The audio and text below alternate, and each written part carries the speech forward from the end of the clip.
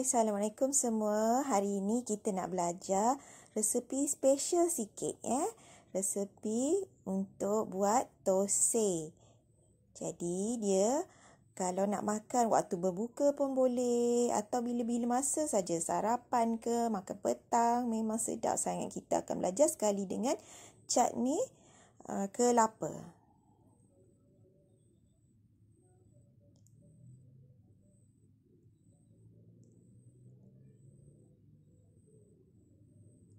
Okey, bahan-bahan untuk kita nak rendam dahulu.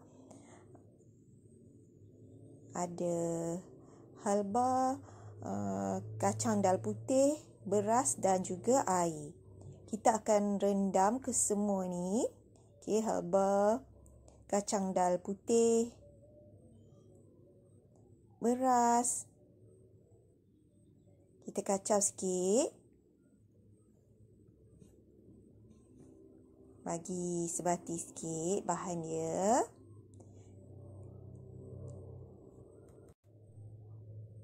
Okey, bila dah macam sebati sikit, kita akan masukkan air. Air ni sebenarnya tak kisah pun berapa banyak pun tak apa. Tapi biarlah dia lebih dalam macam sekali ganda. Lebih kurang macam tu daripada bahan rendaman kita ni. Okey.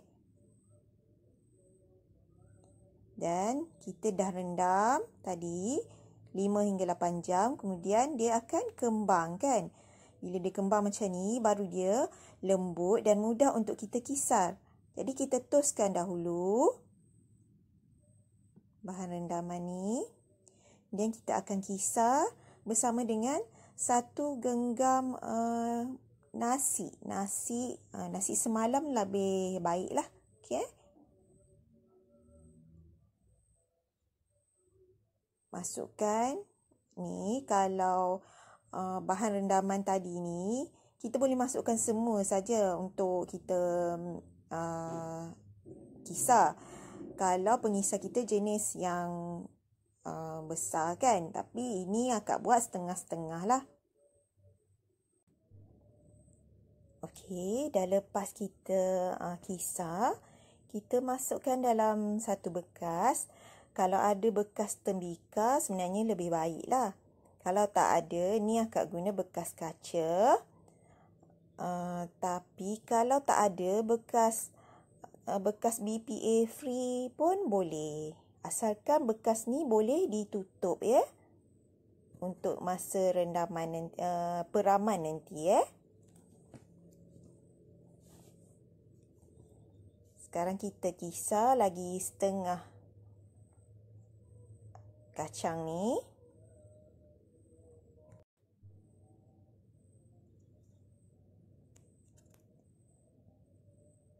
Air yang akan kita guna untuk kisar sebenarnya tidaklah kisar sangat sebab memang ia akan pekat.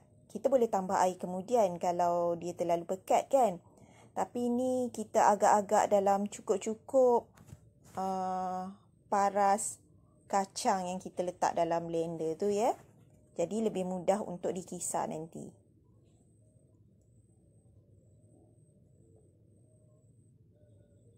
Kalau kita takut cair, kita buat pekat dulu pun tak apa. Nanti bila kita nak masak, kita tambah lagi sikit air kalau terlalu pekat dan thosai kita susah untuk jadi cantik kan. Jadi kita tambah air masa tu nanti. Okey, bila dah siap kita kisar kesemuanya, kita tambahkan sedikit garam. Kemudian kacaukan sebati. Adunan ni nampak pekat, likat kan? Okey, biarkan pekat dahulu pun tak apa. Jadi kita akan peram selama lebih kurang 8 jam. Okey, sekarang kita akan buat chutney kelapa Biasanya kita memang akan makan thosai dengan cutney kelapa. Okey, kita akan letak dalam 1 sudu besar minyak masak. Ini kita akan goreng macam tumis sedikit lah. Kita punya bahan-bahan ni tadi, bawang, halia dan cili kering. Kita masak, kita kacau sampai dia naik sedikit bau dan lembut sedikit.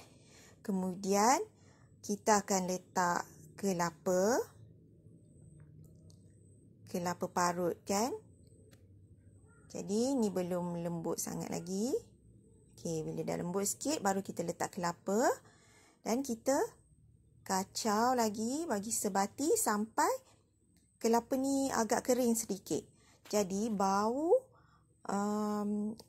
bahan-bahan tadi yang kita dah goreng sikit tadi tu akan meresap masuk ke dalam kelapa. Sebab tu dia jadi lebih sedap dan lebih wangi untuk cutney kelapa ni. Dah siap, dah kering sikit kelapa. Kita akan kisar kelapa ni. Kisar dengan sedikit air. Kalau terpekat pun tak apa. Kalau cair sikit nanti kita masak lama sikit je untuk bagi dia kering.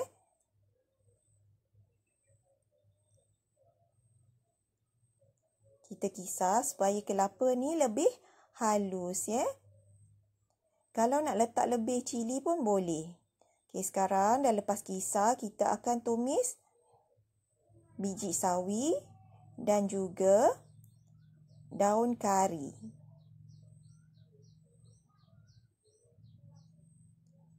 Kemudian kita letakkan bahan yang kita dah kisar tadi.